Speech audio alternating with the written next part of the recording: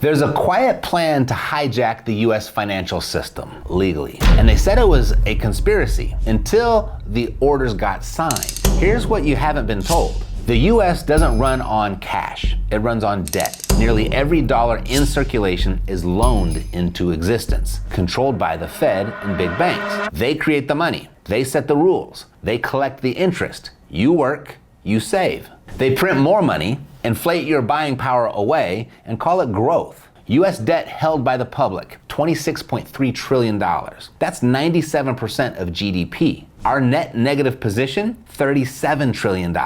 So, if you were in the 5th grade, here's how I would explain this. Imagine your family makes $100 a year, but you owe $97 on a credit card. That means almost every dollar you earn goes to what you already spent. That's America right now. We earn money, GDP, but we owe nearly all of it. Now take everything you own, your house, your car, your savings account, then subtract everything that you owe. If that number is negative, then you're in a deep hole. The US government, it's in a $37 trillion hole. Even if it sold everything, it still couldn't pay off its debts. And that's a problem the current system can't solve. While you hustle to build wealth, they quietly drain it through inflation, taxation, and credit restrictions. Trump's team knows this, and they are done playing that old game. Behind closed doors, they're preparing a new playbook, one that flips the Fed, dismantles the monopoly, and opens the door for real asset owners to win. They're not talking about it on CNN, but the signals are everywhere. Project 2025, executive orders, key appointments, policy blueprints. This isn't theory, it's a quiet coup. Here's their 4-point plan. The first point,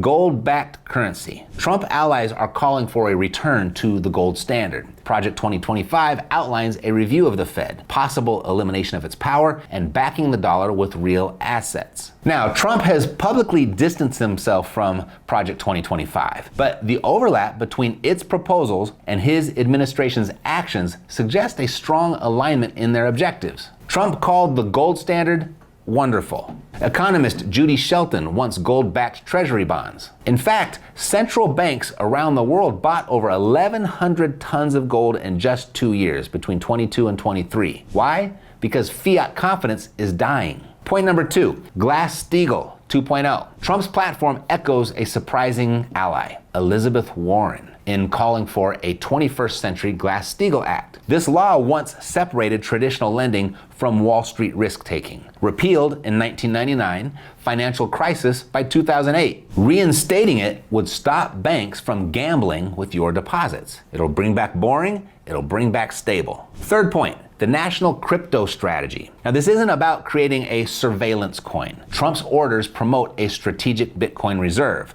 building digital infrastructure, and repealing hostile crypto laws. The DOJ's National Crypto Enforcement Team disbanded. This isn't a coincidence. It's a setup for a Fed-resistant crypto layer, stable, decentralized, dollar-backed. And the fourth point, private banking crackdown. Big banks, they don't like competition. Trump's policies are forcing it away. CFPB getting gutted. Fintechs being welcomed into the fold. It's now easier for peer-to-peer lenders and small investors to access capital. And with 18% of Americans still underbanked, this isn't just innovation, it's necessary. Now, this plan doesn't just change who prints money, it changes who gets it. By shifting away from centralized approvals and outdated institutions, credit becomes democratized. Want to see who's really sweating about this? Wall Street banks, mortgage giants, central planners. Because in this new system, they don't own the faucet anymore. Now, the mechanism to make all of this happen, Fed-resistant appointments.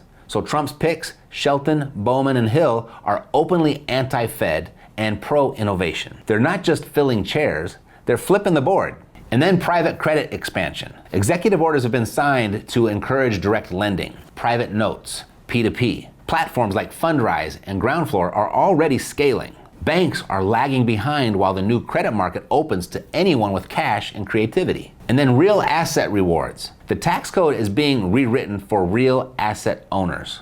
Not stock flippers, not fiat savers, but landlords, builders, infrastructure investors. It's not subtle, it's strategic. And all of this seems positive, but what would a Trump move be without criticism? Like, who's going to fund public schools, they ask.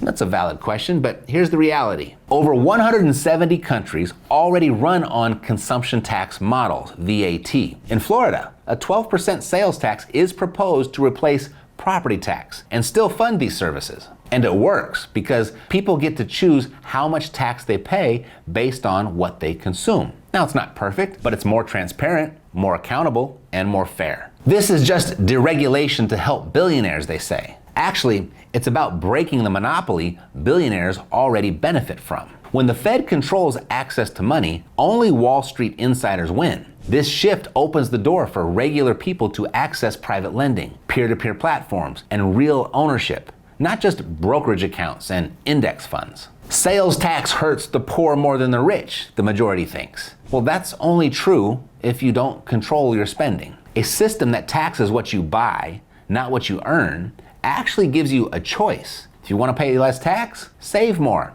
invest more, build cash flow. It's not about punishing, it's about empowering discipline. And a lot of people are thinking, hey, this is just too big, it's too crazy, this is never gonna happen. Well, it's already happening. Crypto enforcement teams disbanded, federal appointees already in place. GSC lending quietly rolled back. By the time CNN picks this up, the door is closed. So what is there to do with this information? Well, the first thing, own real assets. In every currency reset, the people who hold hard assets come out on top. Real estate, gold, equity, these survive chaos. Number two, use seller financing and private notes. Banks aren't the only path to ownership anymore. Be the bank, write the note, control the terms. Three, tap loophole lending, zero interest deals, equity-based swaps, creative lending, it's back in style and legal under the new laws. Take advantage of the under-the-radar funding going on at loopholelending.com. And number four, follow the billionaires. And I think this all the time when I randomly go through and read the comments here.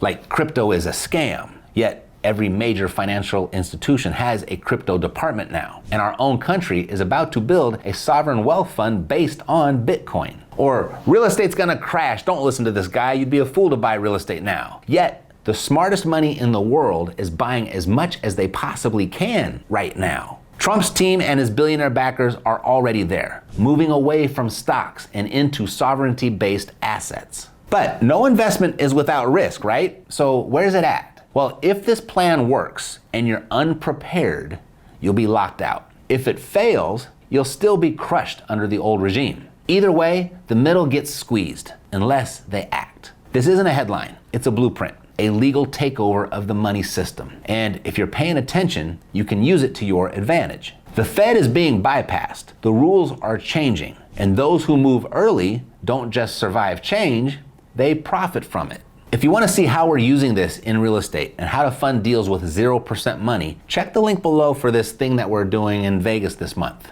If it makes sense, reach out and join us. This window is closing, and we'll show you how we're using it, but only if you're ready to move. Whether you love what's going on or you hate it, you ain't gonna beat it. Your real shot at survival is to join it. That's how the old saying goes, I think, right? It's always been that way. Don't fight the system. I mean, just ask Elon. The system always wins. So do what the system does. Thanks for watching. I'll see you next time. Take care.